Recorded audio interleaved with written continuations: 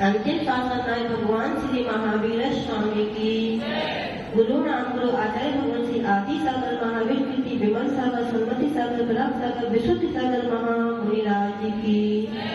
आँखों से तो कम देखा है श्रद्धान से, वाणी से तो नहीं पुकारा तुम्हें पुकारा ध्यान से। एक अलौकिक बात निराली कहता हूँ अपने ज्ञान से, तुम तो गुरु पर मुझको लगते इस युग के भगवान से, इस युग के भगवान से।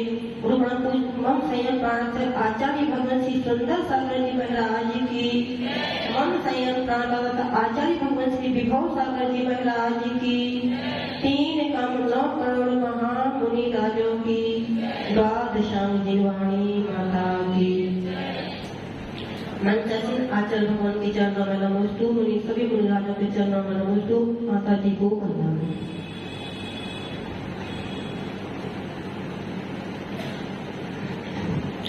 बात उस समय की है जब अमरचंद दीवान ने जयपुर में मंदिर बनवाया था।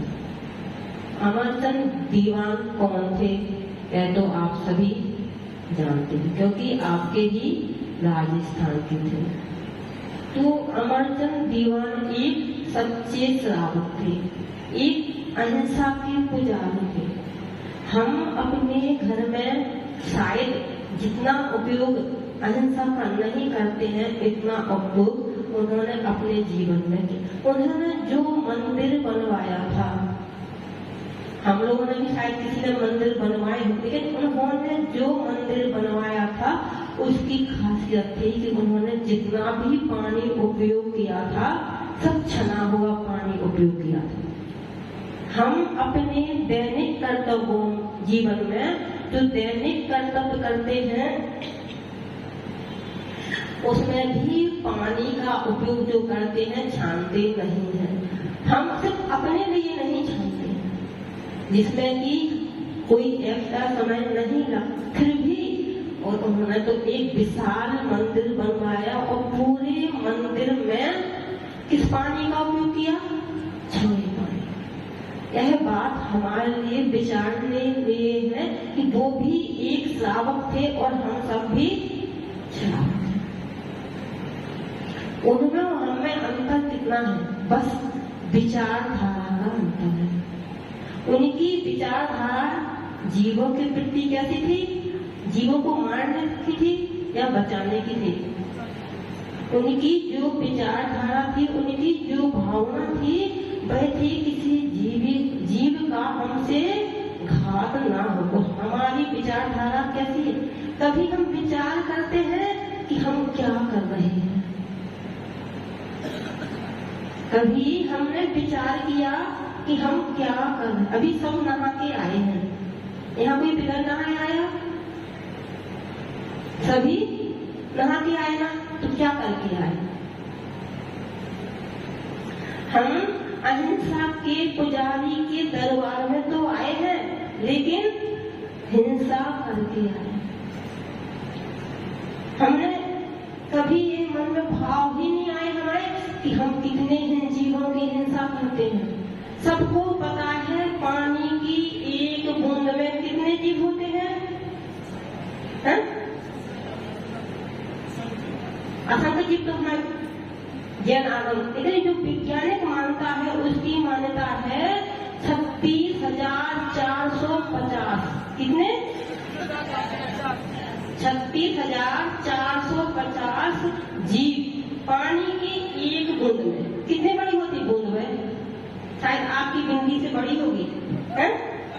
तो जब इतनी सी बूंद में जब इतने जीव होते हैं, तो अभी हम सभी स्नान करके आए हैं, तो कितने पानी का उपयोग किया, कितने जीवों को घात किया, कभी हमारे मन में ऐसे विचार नहीं।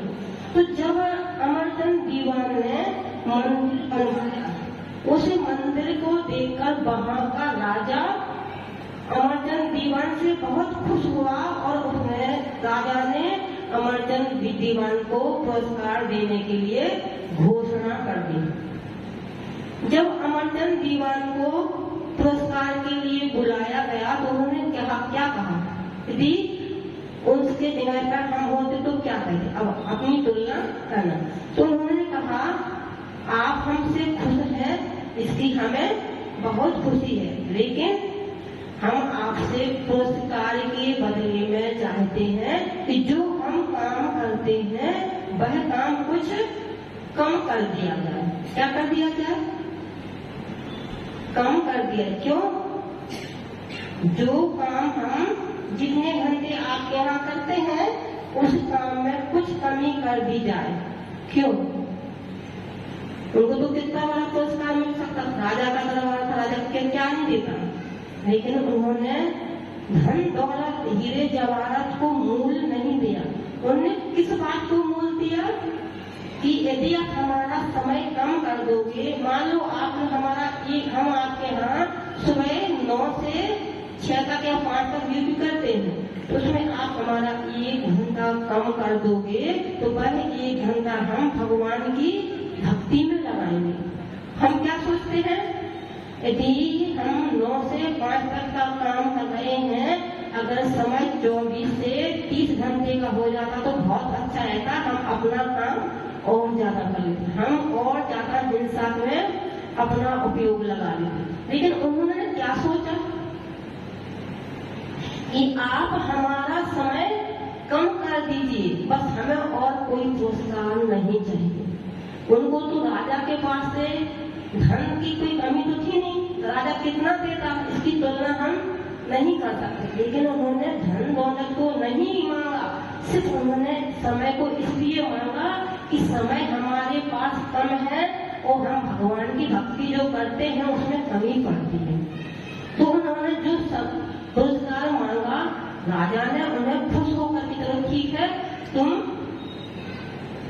कम तुम्हारे लिए दिया जाता है, तुम कम समय अपने नौकरी पे आना, अब वह भगवान की भक्ति में ज्यादा समय लगाना। लेकिन ईर्ष्यालु लोगों की कहीं भी कमी नहीं होती है। हर जगह संसार में प्रति जगह ईर्ष्यालु व्यक्ति भरे पड़े हैं। तो किसी ने राजा के कानों में कह दिया कि राजा साहब वो यहाँ से जाकर मंदिर जाता है, वो कुछ नहीं करता है, आप तो उसको एक ऐसा काम सौंपो जिससे वह मंदिर जाना बंद कर दे। क्या काम सौंपे उसको? उसको आप काम सौंप दो कि वह शेर को शाकाहारी भोजन कराए, शेर को शाकाहारी भोजन कराए। शेर शाकाहारी खा सकता क्या? जिसका जो स्वभाव है वह अपने स्वभाव को नहीं छोड़ता। हमारा स्वभाव है शाकाहारी भोजन, लेकिन हम सब तो सब कैसे हैं? अपने स्वभाव से विपरीत पहुंच चुके हैं। लेकिन बुद्धिमान साहब क्या करते? मरता बेचारा क्या ना करता। उन्होंने भी कहा चलो ठीक है, अब आपने कहा है तो आपकी आज्ञा श्रोधारे हैं। वह शेर के सामने जाते हैं अब शेर को घास तो खिलाएंगे नहीं, क्या खिलाएं? तो उन्होंने क्या हुआ, सोचा कि दूध जलेबी ले जाते हैं और शेर को खिलाए।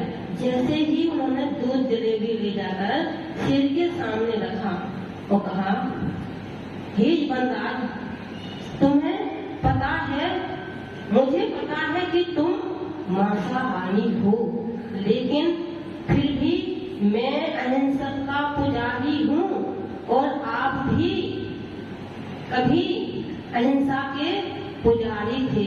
आपके मित्र, आपके परिवारजन भी जो शेर की पर्याय में थे वो भगवान महावीर बने। तो जब कभी आपके परिजन शेर के पर्याय में थे तो उन्होंने सबका त्याग किया था। अब हमारी इज्जत का सवाल है, भगवान महावीर की इज्जत का सवाल है।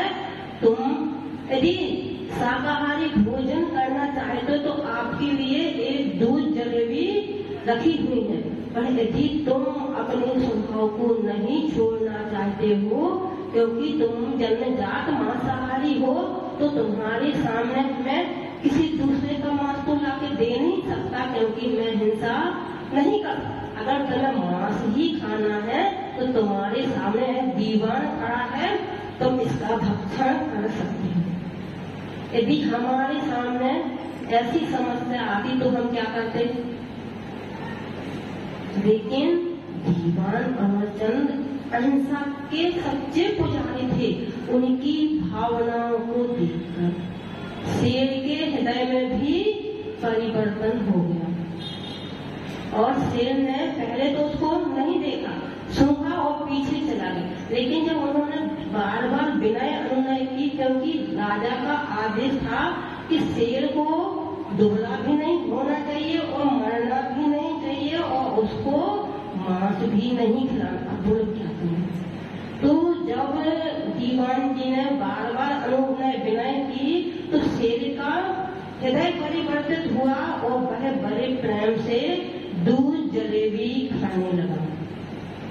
तो जैसे ही उसने दूध जलेबी खाई तो जो लोग देख रहे थे बाहर से, उनको फिर से ईर्ष्या हुई। उन्होंने राजा से फिर कुछ कहा कि इसने कुछ मंत्र किया है। लेकिन जब वह रोज खाने लगा तो फिर क्या? तो जब एक शेर बदल सकता है तो क्या हम संसारी प्राणी नहीं बदल सकते? संसार में ईर्ष्यालुओं की कमी नहीं। आचार्य भगवान बोलते हैं कि शेर से नहीं डरना, अजगर से भी नहीं डरना, बिच्छू से भी नहीं डरना, तो कालिया नाग से भी नहीं। लेकिन किससे डरना? जो कान में फुस फुस फुस करते हैं उनसे डर के रहना, क्योंकि वह कान में फुस फुस फुस कर जाएंगे और दूसरों को, अपना जीवन तो खराब करेंगे ही, साथ में दूसरों का भी जीवन खराब कर। यदि सुनने वाला पक्के कान का है तो कोई अंतर पड़ने वाला नहीं है।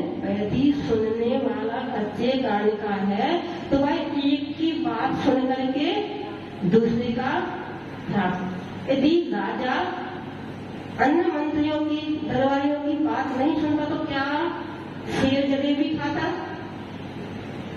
तो इसका यही उद्देश्य है कि हम सबको भी अहिंसा का पालन करना चाहिए, हिंसा को नहीं अपना। लेकिन हम सुबह से लेके शाम तक जितनी भी क्रियाएं करते हैं, चाहे वह स्नान की हो, चाहे फ्रेश होने की हो, चाहे झाड़ू पोछा की हो, कपड़ा धोने की हो, खाना कोई भी क्रिया हो, सुबह जागने से लेकर के शाम को सोने तक जितनी भी क्रिया करते हैं उस सभी में हिंसा ही होती है। तो हम सभी अपने विचारों को बदलें, अपनी भावनाओं को बदलें, हिंसा को रोककर अहिंसा के मार्ग पर बढ़ें और मोक्ष को प्राप्त कर। आचार्य भगवान की सुंदर सागर जी महाराज की नमस्कार।